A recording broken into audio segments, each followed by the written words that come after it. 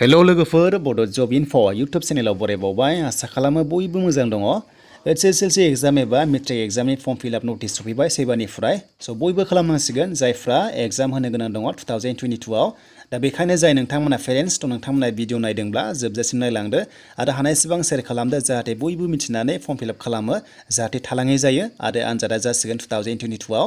दा जायो जायनि खोथा लोगोफोर जुदि कर'ना थाबाय थायोब्ला बे उननि बाथ्रासै नाथाय एग्जाम फर्म फिलआप नटिस फैबाय नोंथांमोना खालामनांसिगोन बेनो जाबाय HSLC एबा मेट्रिक एग्जाम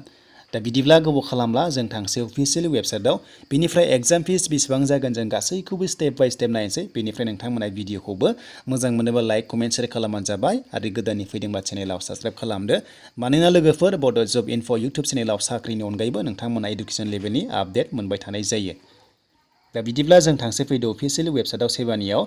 दा सेबानियाव फैनाय लोगो लोगो नोंथांमोना बेबादि पेज मोनगोन बिनिफ्राय एसे गाहायाव नोंथांमोना बोख्लायबानो जाबाय दा एसे गाहायाव बोख्लायनानै राइट साइड खनायाव नोंथांमोना नटिफिकेसन मोनदों बेयाव नोंथांमोना क्लिक खालामनांगोन HSLC एग्जामाव दा बेयाव खालामनाय लोगो लोगो जोङो फर्म फिलआप नटिसखौ नायग्रोनोसै दा भिउ जाबाय दा भिउ जानाय लोगो लोगो बेयाव नै माखासे डेट ओंखारदों दा बुंदों लोगोफोर बेयाव माखासे गाइडलाइन्स दङ बेखौ फल' खालामनांगोन दा बेखायनो लिंकआ नैबेनो नोंथांमोना बेयावनो एप्लाइ खालामनो हागोन आं लिंकखौ डिसक्रिपसनाव होनानै दोनदों चेक खालामबानो जाबाय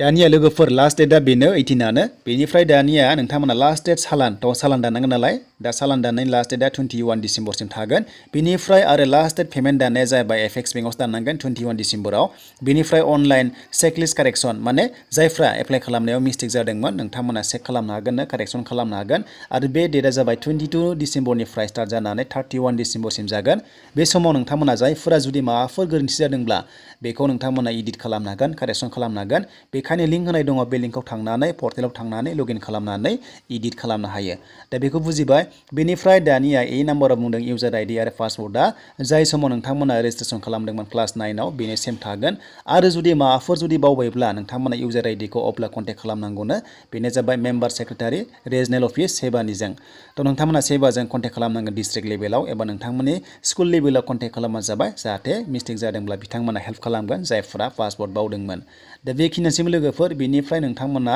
आरो पर्टेलाव अनलाइन एग्जामिनेसन पर्टेलाव मोनसे हेल्पलाइन नाम्बार मोनगोन बेयाव नोंथांमोना कन्टेक्ट खालामनो हागोन जुदि माबाफोर गोरोन्थि जादोंब्ला एबा नोंथांमोना प्रब्लेम जादोंबा अनलाइन खालामनायाव दा बेनिफ्राय जों थांसै नेक्स्टआव एग्जाम फिसआ बेसेबां जागोन दा एग्जाम फिस दङ सेन्टार फिस दङ नोंथांमोना नायलांबाय था भिडिअखौ जोबजासिम आरो हानायसेबां शेयार खालाम जाहाथे बयबो थालाङै बायदि जाहाथे HSLC एग्जाम होनो हायो नेक्स्ट इयाराव स' दानिया जों नायबाय एग्जाम फि स्ट्राक्चाराव जों बेयाव क्लिक खालामफिनबावबाय दा खालामनाय लोगो लोगो बेयाव भिउ जाबाय दा नोंथांमोना नायदो बेयाव बेसेबां एग्जाम फिस थागोन दा एग्जाम फिसआ थागोन 650 बेनिफ्राय लोगोसे सेन्टार फिस थायो 300 आरो प्रेक्टिकेल एग्जाम जायफ्रा थायो 150 होबावनांगोन बेजों लोगोसे एनुवेल माखासे फिस थायो 800 दा अभारअल नोंथांमोना प्लास खालामना ओंखारगोन बेसेबां जायो बेनिफ्राय मोनसे रेहाय दङ जायफ्रा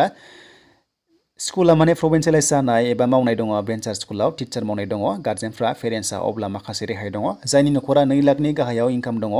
थ' नोंथांमोना माखासे एप्लिकेसन होनायनि गेजेरजों एग्जाम फिस एबा माखासे फिसखौ नोंथांमोना रेहाय मोनगोन होनना बुंदों बेखायनो माखासे नोंथांमोनखौ एप्लिकेसन लिरनो होदों हेड टिचारनिसिम बेनिफ्राय क्लास 9 लेभेलाव जाय समाव नोंथांमोना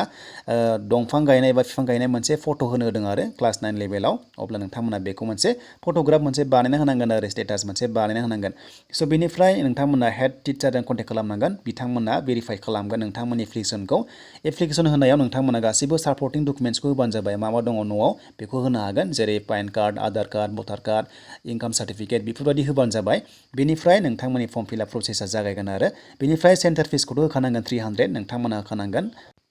दा बेनोमोन लोगोफोर HSLC एग्जामनि फर्म फिलआप नटिस जेब्ला लिंकआ एक्टिभ जायो नोंथांमोना एप्लाइ खालामनो हागोन एबा नोंथांमोना फर्म साबमिट खालामनो हागोन अनलाइन दा बेनोसैमोन लोगोफोर नोंथांमोना भिडिअ नायनानै मोजां मोनदोंबा लाइक खालामदो कमेन्ट खालामदो आरो गोदानै फैदोंबा चेनेलावबो साबस्क्राइब खालामना लादो बड' जब इनफ' इउटुब चेनेलाव